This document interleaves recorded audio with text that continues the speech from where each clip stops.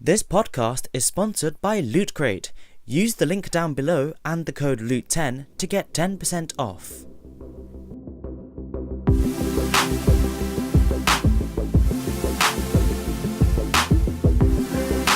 This is the Casual Nerds Podcast with Eri and Matt.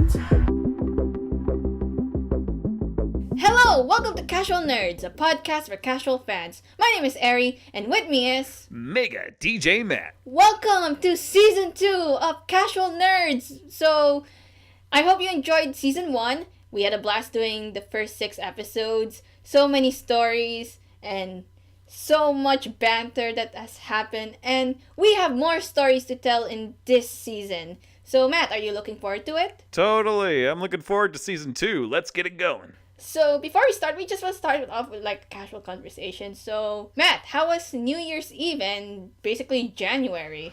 New Year's Eve was pretty alright. I spent it just hanging out with one of my best friends, and we just watched some movies. She played Kingdom Hearts, which was something I got her for Christmas. And it was fun. Wasn't Kingdom Hearts 3 like a really huge deal this year because it's like the most anticipated game that everyone has been waiting for, and that Aqua's turned dark or something? Kingdom Hearts 3 is what you're talking about, and yes, it's one of the most anticipated games ever made.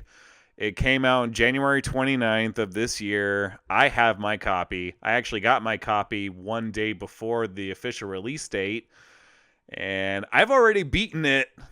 I'm probably going to go back and do like 100%. Not collect all the trophies. I just want a 100% finish. You got the game before the full release. Oh my god, you should have boasted and bragged about it on social media and say, "Hey guys, I have the game in your face." Nah. I did tell a couple of people though, and that's good enough for me. For me, my New Year's Eve was quite eventful. I went to Circular Quay. I rode a ferry with the fam, took some photos and everything. It was amazing. Really crowded though. I got a chair stabbed on my foot. Oh snap. And then I went to New Zealand. I went to Hobbiton. So, Lord of the Rings and The Hobbit. Now I have to watch all those movies. And pretty much that's most of my January and New Year's. At least we know that our Januaries were quite eventful in some way, right? Oh, definitely. You've had a pretty eventful one. I have as well. So, hey, January was pretty good. Now let's get on with the episode because people don't want to hear our live stories. They want to know what the tea is. They want to know what we're going to be talking about. Our hopefully unbiased opinions on certain topics. Indeed. So, what's the topic for today? So here's a fun story. I was watching the Fire Festival documentaries that were both on Hulu and Netflix, and one of the interesting topics that both documentaries talked about is the influencer society that we live in. So like YouTubers or like famous people being able to tell us what to do or what to buy based off using social media apps. Even nobodies with like millions of followers, like people we do not know, but they just have like a huge following, they're able to influence like a large amount of people to go somewhere or buy something or do some stuff. And it's quite intriguing, and I would like to talk about that, the influencer society that we live in. All right, sounds good to me. So before we start, I just want to ask, what do you think an influencer is? Well, an influencer is just, it could be a person or a thing to influence you to do something or buy something or be somewhere because of, well, any number of reasons, really. Like a YouTuber can influence you to go and buy something, especially if they are being sponsored by that said thing, like Loot Crate or Audible or what have you. An influencer can be someone or just, something to get you to go somewhere, like a giant event, such as the one you were just talking about, or an anime convention, something like that.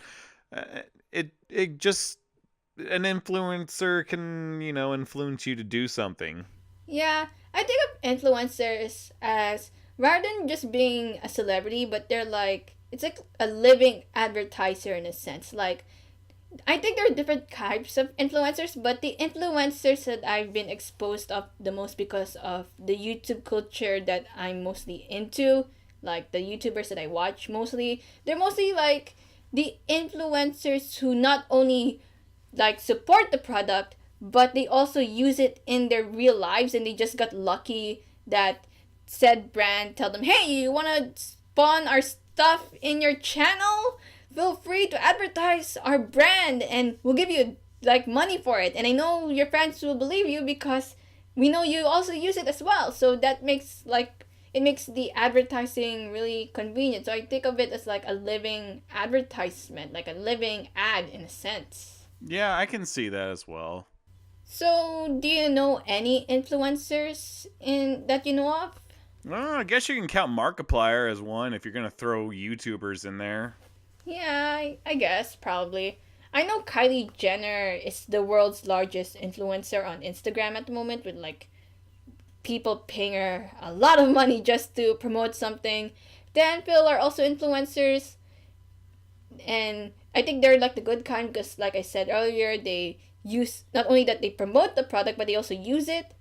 Um, a lot of YouTubers are influencers, which leads to the question: do we count as influencers? Or probably not. We're not big enough to be influencers yet, so no. Yeah. Oh well. What can you do, lol? Indeed. But could your friends, though, be influencers? Think about it. Like, if they say, like, oh, I like this product, and they, like, say, please buy it, does that count? Or is that just, like, a friend recommending an item that they enjoy? Depending on what it is, it's mostly just a friend recommending an item that they enjoy. I don't really see it as a influence unless they actually convince you to buy said thing, especially if it interests you, well enough. But for the most part, it's just a recommendation. Okay. So the reason why I want to talk about this is not only because of the Fire Festival documentaries, but just the idea of we are now living in an influencer society where basically we're now convinced by people on the internet to buy something or use a certain service like Loot Box or Audible or Crunchyroll and stuff like that. And I think there's like pros and cons to this. Like the pros to this is like if these people are like good role models and you looked up to them for like certain amount of time, like athletes or YouTubers or anything, like, see, and we all have to make money somehow. Them promoting a product, there's no harm. I mean, especially if they use it in their daily lives, like there's nothing wrong with that. But at the same time, there are other influencers out there who just wants to be an influencer just for the money, and like we have people like Jake Paul promoting like gambling loot box sites to kids, and that created a huge stir in the YouTube drama community and everything. So, what do you think the pros and cons to being an influencer or living in this influencer society is? Or are? Or are we just overthinking it? Well, that's always a possibility if you think about it. But the cons of it, honestly, you could be influencing people to go out and try something or buy something that you yourself don't really know a thing about. You just got maybe a little bit of info about whatever you're trying to influence people to do or buy or say, but you just have just barely enough info to sell it off to people and tell them about it, but you yourself don't know anything about it. You don't know if it works properly. You don't know if it's food. You don't know if it's actually good or not. If it's music, if it's a video game, whatever. There's a lot of downsides to it. And that could also fall under false advertisement, which influencers have done before. And there's just so many downs to it. And I hate it when that happens because I've fallen into that trap before. But the positives of being a good influencer, we've already named so many of them, but it could honestly just be like, you know what you're talking about. You know what you're doing. You know what the product is. You know what the thing is that you're trying to sell off or tell people about. And that's great. But for the ones that do it just for money and don't really know a thing about the product, that's where it gets really messy, really messed up. And it could go so many wrong ways. It could actually have the company that's trying to have the influencer do something like that go under. Which, if you look at history, that has happened before. Yeah. Can I just jump in right there? You know how all these big YouTubers, kind of called influencers, they try and like serve their own conventions and it goes horribly wrong. Like a classic example is like TanaCon. Oh my god, I remember TanaCon. Oh my god. Yeah, that was so bad. So why do you think TanaCon and YouTubers creating their own conventions count in this conversation? Well, I think that this is like, it kind of is relevant to, because you got all these people right there, like influencers, right? They've got a big fan base, and they will literally do anything that person says. So it's like, oh, go buy this makeup palette. Like, for example, if James Charles, like, advertise something, all of his fan base would go and buy that thing. It's just, it's just good. It's just a good business plan. It'll be beneficial for the company. It'll be beneficial for the actual person promoting the stuff. Yeah. It's funny that you mentioned about people willing to do anything for their influencers, because that's like the main thing of TanaCon. Like, people still put Tana in a pedestal for that. And now people are either blaming either Tana or Good Times Entertainment or Michael Rice or something. Let's just call him Michael because I can't pronounce his last name.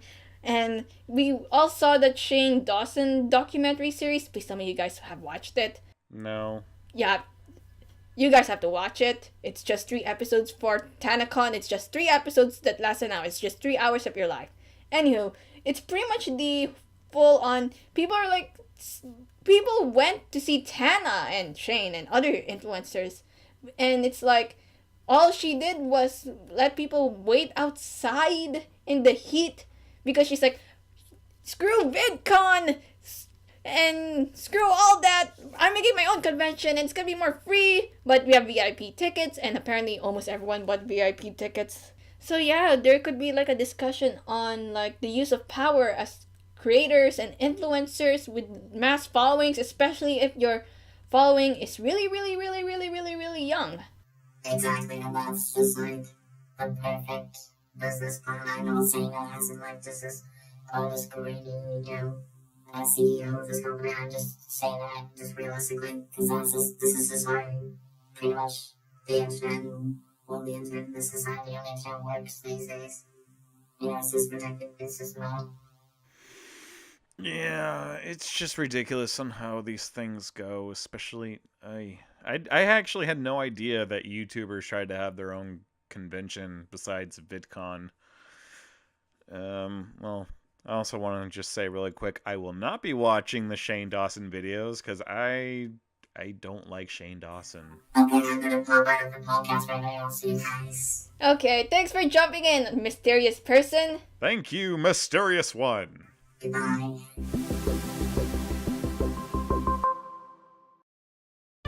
The Casual Nerds podcast is sponsored by Loot Crate. Loot Crate is a monthly subscription box service for epic, geek, gamer, and pop culture gear. Every month, there is a different theme, and all items in the crate that month will revolve around this said theme. If you want to get your dose of monthly nerdy goods, click on the link down below and use the code LOOT10 to get 10% off. So that's an interesting topic to talk about, like the use of power, like influencers having like mass followings and they have the power to let us use certain products and everything. Like, for me, I don't get really that convinced to buy certain things unless it's like their merch. I would love to buy some of their merch if I have use for it or room for it, but services not so much. However, I'd like to think of it as like, oh, they're recommending to use this one thing. I mean, you can use it. We have a discount if you use my, my link and everything. But, that's how I view it. Like, they're just saying, go use it. But, you don't have to. But basically, yeah, like these influencers, like the ones who are probably using their power for good, probably for business wise, or probably using their power for bad.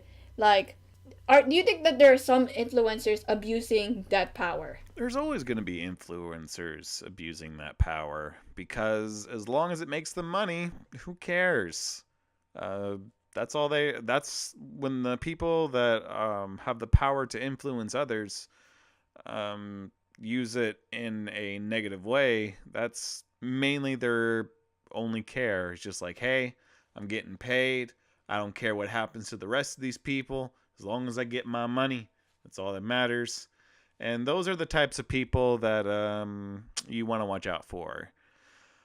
But as for the ones that don't abuse their powers, hey, that's why companies keep coming back. It's just like, hey, we sponsored this one video, we'll sponsor another video, and then maybe another one.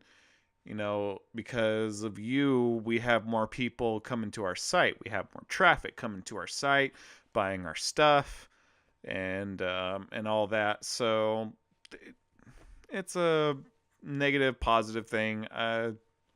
Just try to look out for more of the positive than negative. But I know that's harder said than done.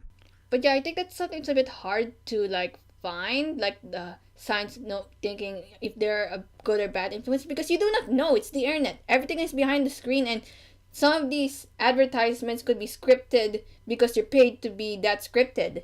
And an example is this case study of Fire Festival. For those who don't know, Fire Festival was this massive and new and emerging music festival that was said to be the next Coachella or Burning Man, but apparently everyone pretty much got scammed. It was a giant disaster, and the owner, the guy who ran it, Billy McFarland, he's now in jail because of this whole thing, because he like scammed like a bunch of kids and everything.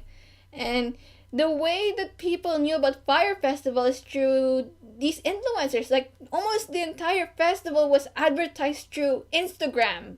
Like using Kylie Jenner, it was rumored or confirmed that they paid her $250,000 just to do one post about Fire Festival, and bam, people are hooked, people are interested, they're buying tickets that cost in the thousands range, and in the end, they had a really, really, really, really, really bad experience. Yikes. So this was one giant scam. It pretty much is. Like, people are saying that it probably wasn't. Like, he really wanted to make this huge music festival, but the thing is that he didn't have the money for it. Like, there was like cases of wire fraud and that whole Shazam thing, and all he cared about was the influencers going to this event just so it's like free marketing in a sense. And this is what I want to talk about. Like, we are now living in this influencer society. Like, we are now being convinced by people on the internet to buy stuff. Unlike before, it's TV and Super Bowl ads and everything. Now it's just like one tweet on Twitter or one photo on Instagram equals or could possibly be an ad. Like, I remember watching this video from Evan Eniger. He went to Germany and he talked about there was this one ad. I think it's in Germany or in Europe. I think it's mostly in Germany. It is required to have the German word for advertisement or advertising in almost every Instagram post if it has like, if the name of a building, or if you're saying, oh, I got this shirt, or it's like you have to just put it in almost every Instagram post because it probably counts as advertisement in a sense. So it's like a protection in regards to advertising and everything. And here's the thing, even if the majority of these posts were not like ads, they won't win in court because the German government, they're just like, nope, it still counts as an ad for these reasons, and it's ridiculous. That's true, it is ridiculous. So I guess the main thing we need to talk about is transparency. How do we know if it's an ad or not? Like, I know there are no laws for creators to have like the word ad placed on the thumbnail or in the hashtags and everything, but still, there might be some countries that, jump off that loophole. Like, they don't have to do that, so it's a free-for-all in certain areas. That's true. Wow, I never think this much about ads. this is what happens when you study communications in university. You learn this stuff, I can see that. as well as watching a few YouTube videos. Yeah, that helps too. But what do you think? What are your thoughts on this whole topic on transparency and living in this influencer society that even the government now has to get involved? Well, for the fact that the government has to get involved now with the whole advertisement thing can only tell me that there has been way more negative things going on in the advertising world than there has been positive. Shoot. The last time I actually ever really paid attention to ads, which, have you ever seen these really strange YouTube ads that apparently they all look like they're just like little fan-made ads, but apparently they're legit. I don't think I've seen any of those ads that you mentioned because I have ad block on, so that's a thing. Oh yeah. Anyway, Peter Knetter does a series about really bad ads and like just ones about YouTube or TikTok or what have you. I don't know. When it comes to ads, I never really think about it, but the fact that the government has to get involved, like I said, just shows how many, I guess, false advertisements there has been, and just how many bad products are actually being sold, which is nothing new, but the fact that it's grown to this scale is saying a lot about how advertisers and how the people making these products are running things. And I would actually like to see this change for the better, because whenever I want to buy something, I want it to be, good quality. I don't want to be misinformed or misled, and it only maybe surviving a couple of months, and then it's dead, and then the warranty you bought on it only lasts for maybe, let's just say 3-4 months, or let's say a year. Let's say the product you bought only lasts about a year, and then the warranty you got with it is expired. Now you're just kind of stuck. So you either throw it away, get it fixed, or sell it off. It's also interesting that you have to mention it because since we're both in different age generations, you see this whole thing as like the products you buy, but for us it's like who we listen to. So it's kind of interesting how you mentioned stuff like that. Like you care about the quality of the product. You don't care about who's advertising. You just want to know if the product is good or not. For us, it's now more of who is saying this. Are they doing it right? Why are they advertising this to us? Do they use it? Are they abusing their power? And it's kind of interesting how this whole thing shifts in regards to who's watching and generation gap and all that jazz. Yeah, I could definitely see that. That is kind of interesting because, honestly, for me, I personally don't care. Like you said, I don't care who's trying to sell what. It could be a YouTuber like JonTron trying to sell the latest anime online role-playing game, but if the game is horrible while he's trying to make it look really good, then I find that to be kind of false advertisement, especially if let's just say, and I hate the fact that a lot of companies do this, let's say like it tries to advertise a certain game to be like big and epic and awesome, and then when you play it, you only get the bare minimum. You only get, like, let's say the bare minimum, which would be like a certain weapon, armor, and all that. And then to get the better stuff, you have to pay quite a bit of money just to get it. Usually it's small microtransactions, which most of them, from what I know, barely reach, the $10 mark. Most of them are like $5, $6, $7, $8 at most. But it's just crazy, and it's just a weird thing to think about, really. Well, this is a weird thing to think about.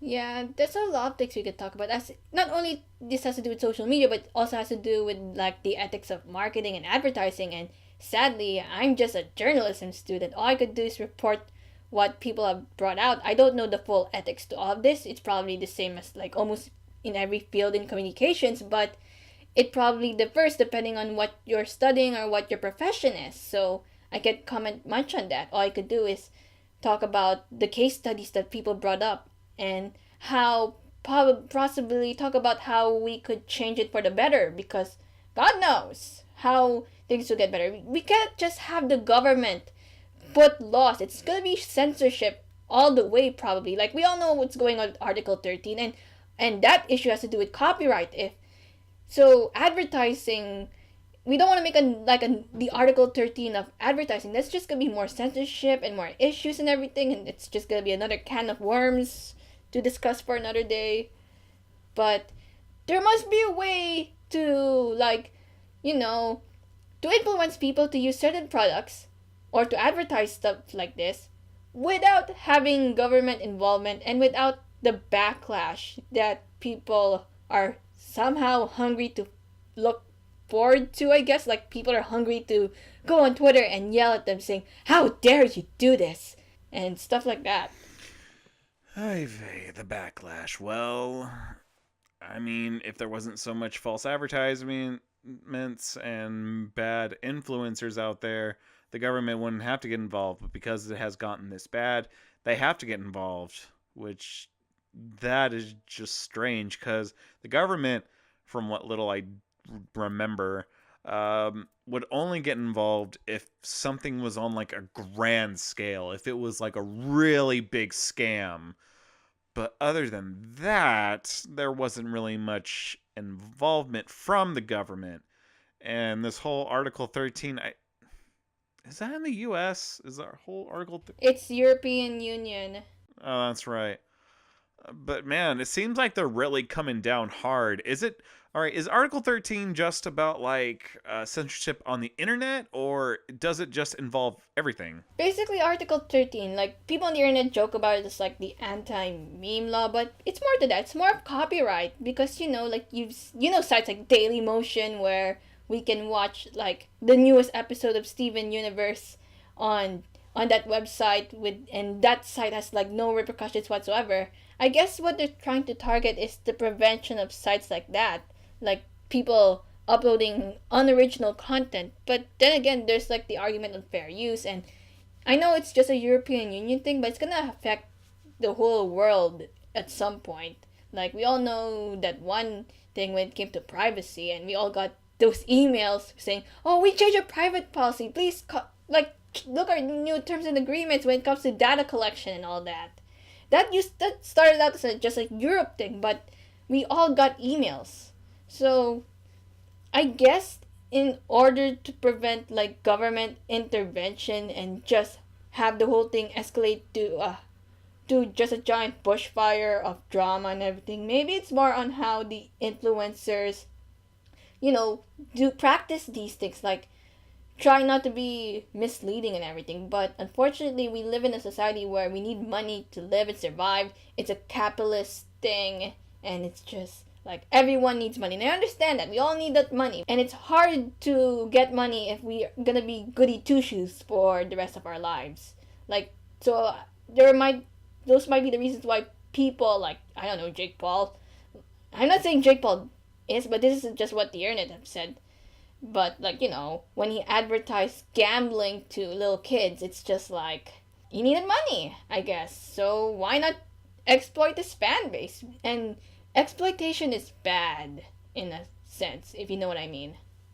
Also, another way that I guess that probably wouldn't escalate this any further as it is probably, if the government does want to intervene, yeah, go intervene, but at least know what the internet is. Like, the internet is not this one-sided thing. It's not this giant stereotypes of losers and people with no lives used to waste time and troll. It's also a creative platform as well, and it's also like a new way to connect with people. And yeah, I know it's like we're back to the connection season again. No, but it's more than that. It's like the internet is like a quicker way to connect with people if you want to like advertise your brand and everything. And all I could say is that try to use the power for good. Know your followers. Know what they want. But at the same time, don't exploit them. But like as Matt said, we're not that big enough to have that kind of voice. So this is all we can do is just talk about it in this tiny little podcast. Yeah. Well, yeah, that is a big stereotype. The fact that people think the internet is just for losers and people who just troll different things, which it's really not. I mean, a lot of people use it for their jobs, stuff they have to work on, schoolwork. I use it for to keep in contact with family, friends, and all that. I use it for the site I go to audition for different voice acting roles. I use it for quite a bit of different things. And the fact that they're trying to censor every little thing that we're doing on this huge platform is quite troublesome. And they just want us to be wishy-washy, and like you said, goody two-shoes, which is also a problem, especially for the people that talk about politics and things that are going on with the internet and YouTube that such as certain things that are going on with YouTube that YouTube is not addressing. They're not really doing anything about it, but certain people will speak out and talk about these things, and from what I understand, YouTube will see it as them trying to do a like sort of conspiracy theory type of thing. Which, did you actually hear that YouTube is getting rid of anything that could be considered a conspiracy theory? And some of these videos aren't even conspiracy theories. These are things that are actually going on, and YouTube will demonetize these videos about legit things that are going on, no theories, just facts, just because it doesn't fit what they're trying to do with their platform, at least now. Yeah, I know. I heard like Shane Dawson's documentary, when it came, like his first conspiracy theories video got demonetized because of the conspiracy theory rule that YouTube is now implying. If you abuse your power too much, then in the end, we're just gonna lose all that power. Like, everyone is not only the people who abuse it will lose it, but everyone else who wants to use it for good, they won't have that power anymore. Then they're just stuck back in the bottom. Like, we all saw what happened with the adpocalypse. Now, people like me who try to make good videos, we can't earn anything unless we reach a certain threshold, which is really hard for some of us.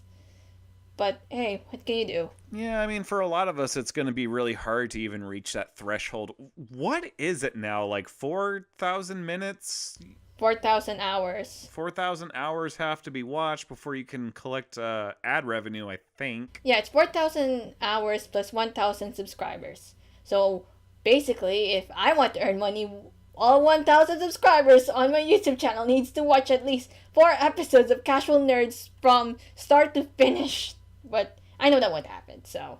And I can't force people to watch it, and it's hard to have people to watch stuff, especially when we're competing in the internet. The internet is competitive as well, so like I said, what can you do? Honestly, you can't really do much unless you have connections or you are one of the higher ups in the YouTube community or someone that works at YouTube. Then all you can really do is talk about it, and like you said, just talk about it, make people aware of it, and maybe someday we would be able to do something about it. But for now, they're doing everything they can just to censor us and make us more family friendly and advertiser friendly.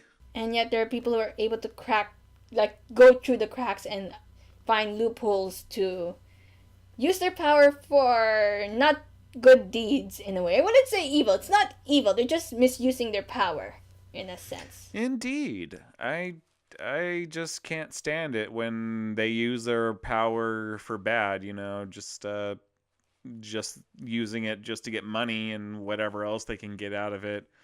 I prefer just the legit people who are at least trying to do something good with, the money they earned and everything. Some people, like myself, if I were to actually start getting a cash flow, if I ever started to do videos again, I would use the money I get to basically buy like new equipment, like a microphone. I would get that special kind of foam that you can put on your wall to help block out sound. Soundproof foam? Yeah, Soundproof foam. Yeah. Yes, I would definitely get a bunch of that. That means I'd have to take down a bunch of my posters, but hey, it'd be worth it. At least for now, all we can do is like spread awareness about this whole thing, and who knows what could happen in the future. I just do hope that it won't lead to the extreme where the government gets involved and pretty much ruins the fun for everyone. Because the fun is already ruined, we just don't want to make it worse. That is very true. Sad but true. But, but I know what we're talking about is somewhat doom and gloom, like it's the end of the world, but it's not really. Like, come on, they're like probably good online creators who promote good things. Like, seen Dan Howell promoting, like, like Young Minds, saying he's now an advocate for Young Minds, which is a mental health organization in the UK, because he talks about his own mental health, is open about it, and how he's able to recover or try to see the bright side of things in his life despite things being very dark and bleak. And there are like other influencers out there, like underrated ones, who promote brands because they think it's good. And one of those brands could possibly be water. Come on, guys, we all have to advertise a water. We know this is gonna be brought up. Water, better stay hydrated. Insert cricket noise here. I really regret making that the intro from last episode, I swear. Last episode. You did it to yourself, though. Water. Better stay hydrated.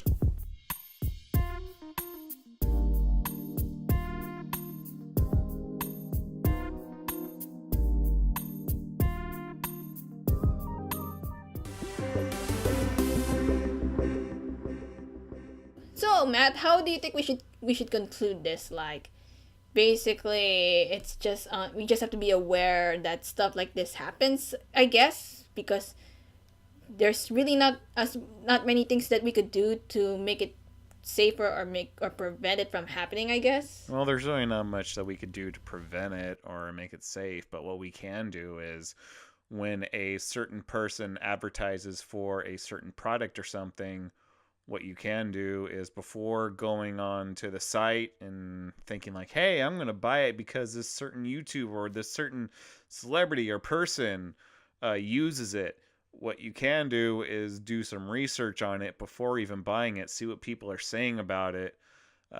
Just see what's going on with it. Otherwise, you just might be wasting a lot of money. Yeah, I agree. I'm going to agree with Matt with that one. Just be aware on what's being advertised, like do the research, and try not to spend too much when the product is being sponsored over social media, because I don't know, it could be a scam. We don't want to make another fire festival. No, we do not. Anywho, that's the end of this month's episode. I hope you were somewhat educated by it. I guess, I'm sorry it's not as fun and joyous as previous episodes, but I guess for the first episode for season 2, we just want to educate people, I guess, in a sense. Yeah, it's always fun to educate people, especially with topics such as this. So, my name is Eri, and with me is MegaDjMatt. And we'd like to thank the mysterious voice in the sky for joining us in this podcast. I hope they probably come back again someday. Probably not. I don't think they will. But if you would like to hear more of our podcast episodes, you can listen to it on iTunes, Podbean, and Spotify, and in my YouTube channel. Links down below and everything. So, yeah. Hope to see you guys in the next one. So, peace. This is MegaDjMatt signing out.